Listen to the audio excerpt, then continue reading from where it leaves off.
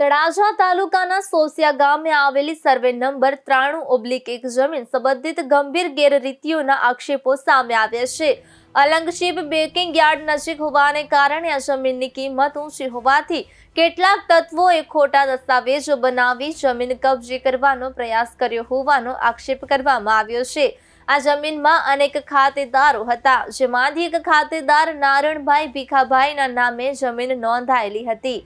આરોપ છે કે તેમના દીકરા માધુભાઈ નારણભાઈએ ખોટું સોગંદનામું બનાવી પોતાના પિતાનું 5 વર્ષ પહેલા અવસાન થયું હોવાનું દર્શાવ્યું હતું।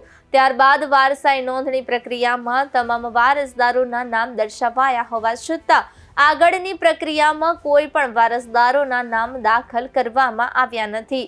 આ ઉપરાંત ખોટા ઓળખ કાર્ડ તૈયાર કરી તેમાં માધુભાઈનો જ ફોટો લગાવી નારણભાઈ તરીકે રજૂઆત કરવામાં આવી અને પછી જમીનમાંથી હક જતો કરવાનો દસ્તાવેજ કરવામાં આવ્યો હોવાનો આક્ષેપ છે।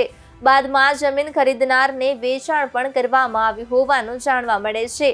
આવો જ મોડસ ઓપરેન્ડી બનાવી અન્ય છે અને ખેડૂતોની જમીનમાંથી પણ હક જતો કરાયો હોવાનો આક્ષેપ પીડિતોએ કર્યો છે। સમગ્ર મામલે તમામ પુરાવા સાથે અલંગ મરીન પોલીસ સ્ટેશનમાં રજૂઆત કરવામાં આવી હતી, પરંતુ પોલીસ દ્વારા આ મામલે કોઈ ગુનો બનતો નથી એવું કહેવામાં આવ્યું હોવાનું પીડિતોનું કહેવું છે।